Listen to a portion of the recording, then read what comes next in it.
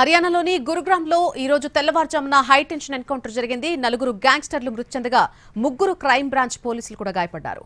ఎన్కౌంటర్లో మరణించింది విదేశాల్లో తలదాచుకున్న గ్యాంగ్స్టర్ దీపక్ నందాల్ ముఠాకు చెందిన షూటర్స్ అని పోలీసులు తెలిపారు. గురుగ్రామ్లోని సుశాంత్లో ఫేజ్ 2లో ఎస్జీటీ యూనివర్సిటీ వ్యవస్థాపకుడి కుమారుడు భాగస్వామి అయినటువంటి విశాల్ బెర్రీ ఇంటిపై కాల్పులు జరపడానికి దీపక్ నందల్ షూటర్లు వచ్చారు. ఆ సమయంలో విశాల్ బెర్రీ ఇంట్లోనే ఉన్నారు. అతని నుంచి ₹1 కోటి డిమాండ్ చేశారు.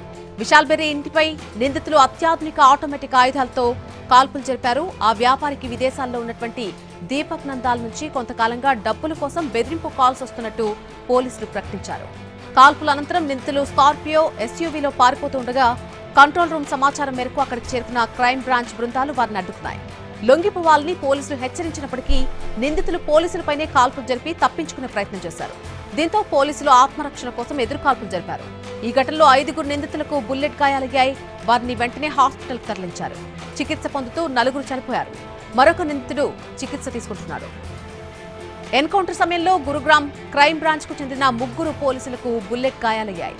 వారిని వెంటనే అక్కడి నుంచి హాస్పిటల్కు తరలించగా ప్రస్తుతం వారికి చికిత్స కొనసాగుతోంది. ఘటనా స్థలానికి పోలీసు ఉన్నతాధికారులు చేరుకుని దర్యాప్తు చేస్తున్నారు. క్లూస్ టీమ్స్ ఆధారాలను సేకరించాయి. నిందితుల వద్ద నుంచి 5 ఆటోమేటిక్ ఆయుధాలను స్వాధీనం చేసుకున్నట్టు పోలీసులు తెలిపారు.